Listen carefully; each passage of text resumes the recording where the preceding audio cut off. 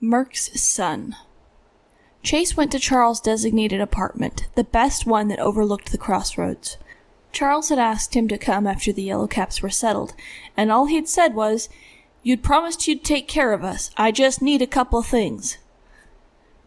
Chase jogged down the hall and knocked on the door. Charles opened immediately like he'd been waiting for Chase. He walked back toward the little living room, letting Chase walk in after him. Then he turned back to face the boy. "Close the door," Charles said, motioning. "Go on, close the door." Not taking his eyes off Charles, Chase reached behind himself to close the door. Chase didn't usually consciously plan out what he was going to do, but his instincts were honed specifically for dangerous adults. He closed the door gently. Charles' eyes flickered over his body. Chase was uncomfortable. He shrugged with his mouth and waited for the guest to speak, trying to be confident like his dad had said. When Charles did speak, his voice was awkward and low. Take off your shirt," Charles said. Chase knew not to ask why, but he hesitated, hands on the hem.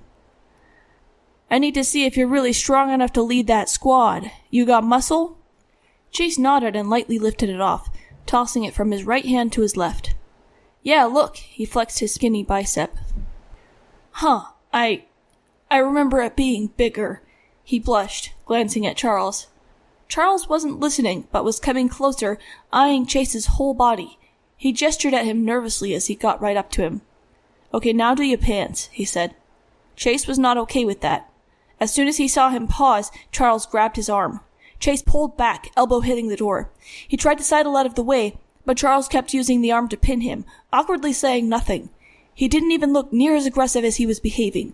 But something felt more than awkward about this, and it made Chase want to hide in a grave hole the way Charles was looking at him. "Come on," Charles grunted. "Show it to me. What you got, eh?" He kept grabbing at Chase's pants.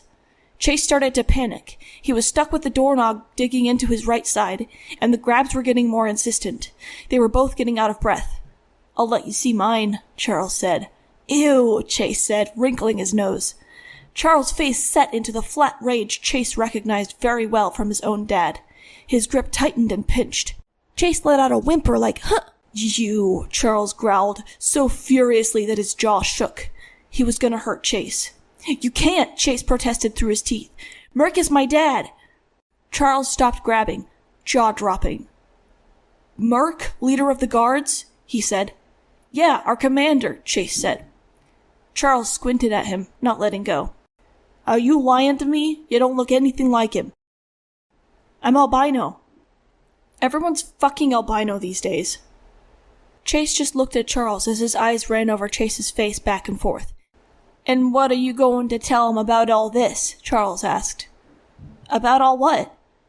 Charles smirked, then scowled. He yanked Chase in to whisper in his face. "If you're lying to me, you're going to regret it. Now go off." He shook Chase, then let him go, backing away toward the living room and getting red-faced and swallowing. Chase kept a wary eye on him and slipped his oversized shirt back on in one swoop. Then he nodded and slipped out of the door, closing it just as gently behind him.